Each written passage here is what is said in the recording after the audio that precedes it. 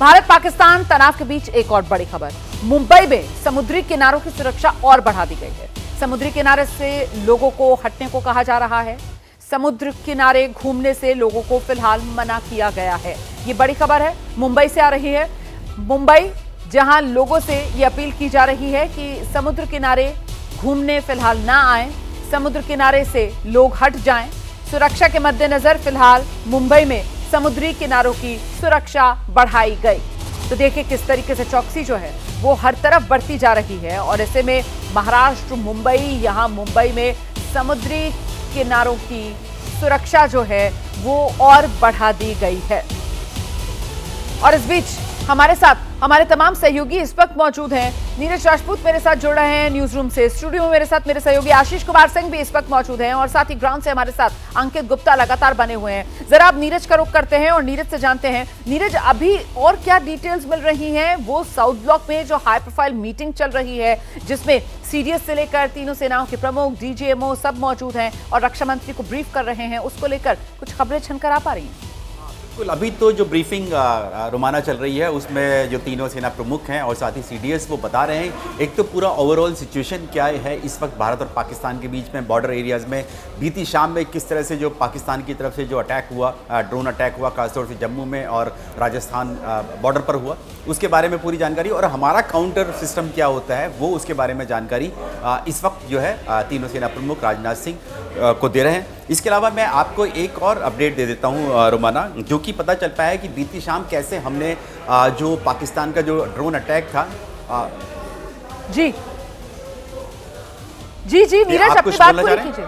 हाँ, मैं ये बता रहा था कि रोमाना जो बीती शाम हमने जो काउंटर किया पाकिस्तान के अटैक का, जो उनके ड्रोन्स आए थे, उसके लिए हमने लगातार अभी आपने रिपोर्ट भी दिखाई थी जिसमें हमने बताया था कि किस तरह से ZU-23 mm छिलका और L-70 गन्स का इस्तेमाल किया। इसके अलावा जो हमने और जो इस्तेमाल किया, हमने अपनी गन्स का जो इस्तेमाल किया, इसमें पिचोरा जो गन है उसका इस्तेमाल किया, समर मिसाइल का इस्तेमाल किया गया और इसके अलावा एयर डिफेंस मिसाइल सिस्टम का हमने इस्तेमाल किया। एयर डिफेंस गन यानी आकाश मिसाइल और दूसरी जो गन्स होती हैं एंटी एयरक्राफ्ट गन्स, उनका इस्तेमाल किया गया, जिसके चलते जो पूरा पाकिस्तान का जो काउंटर का जो अटैक था उसको भारत ने काउंटर किया और न्यूट्रलाइज किया, जिसके चलते एक भी ड्रोन जो था पाकिस्तान का लोइटरिंग म्यूनिशन था वो भारत की ज़मीन पर नहीं गिर पाया और आसमान में ही इस हमले को विफल कर दिया गया। बिल्कुल, आप रहिए मेरे साथ। नीरज, में लौटूंगी आपके पास, जरा जल्दी से अंकित गुप्ता के पास दर्शकों को लेकर चलेंगे। ग्राउंड पर अंकित गुप्ता मौजूद हैं, जो बैठक चल रही है उस पर अंकित की नजर बनी हुई है। साथ ही साथ अंकित जिस बात का जिक्र अभी नीरज कर रहे थे कि साथ स्ट्रेंथ है, ये ताकत दिखाती है भारतीय सेना की कि पाकिस्तान की तरफ से जो भी नाकाम कोशिश की जा रही है उसको कैसे भारत ने इस्तेनाबूद करा, मतलब उसके निशान भारत की जमीन पर भी हम नहीं आने दे रहे। अंकित।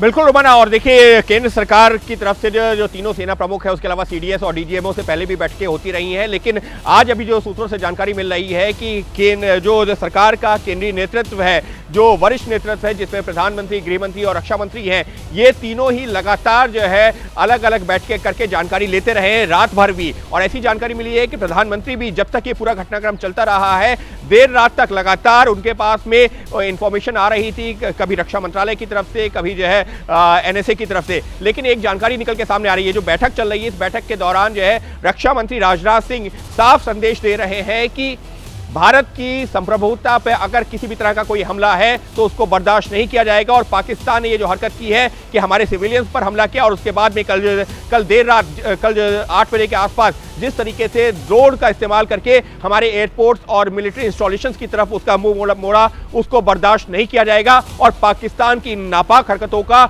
हमको जितना जो कड़े से कड़ा जवाब देना पड़े हम तैयार हैं, सेना जवाब दे। और जो राजनीतिक इच्छा शक्ति की कोई कमी नहीं है, पूरी जो है तमाम जो लोग हैं वो सेना के साथ खड़े हुए हैं। तो साफ तौर पर जानकारी यही निकल के सामने आ रही है कि सरकार की तरफ से सेना को एक बार फिर से कहा जा रहा है कि आपको जैसे सही लगता है, जहां सही लगता है आप जवाब दीजिए, जो तरीका आपको सही लगता है उस तरह से जवाब दीजिए। सरकार आपके साथ में खड़ी है, लेकिन पाकिस्तान के इस नापाक हरकतों को बर्दाश्त नहीं किया जाएगा। तो पाकिस्तान की नापाक हरकतों को बर्दाश्त नहीं किया जाएगा, पाकिस्तान को सबक सिखाया जाएगा और पाकिस्तान को सबक दुनिया को बताकर सिखाया जाएगा। इसी को लेकर जो वर्ल्ड कम्युनिटी है उससे किस तरीके की रिस्पांस सामने निकल कर आ रही है, इस पर जरा जानकारी लेते हैं। आशीष हमारे साथ यहाँ स्टूडियो में मौजूद है। आशीष, खुल करके भारत का समर्थन किया था और कहा था पूरी तरह से भारत के साथ खड़ा है। विदेश मंत्री अमेरिका के उन्होंने ज़रूर पाकिस्तान के प्रधानमंत्री और भारतीय विदेश मंत्री से रोमाना बात करके ये अर्ज किया था कि इसको डी एस्केलेट किया जाए।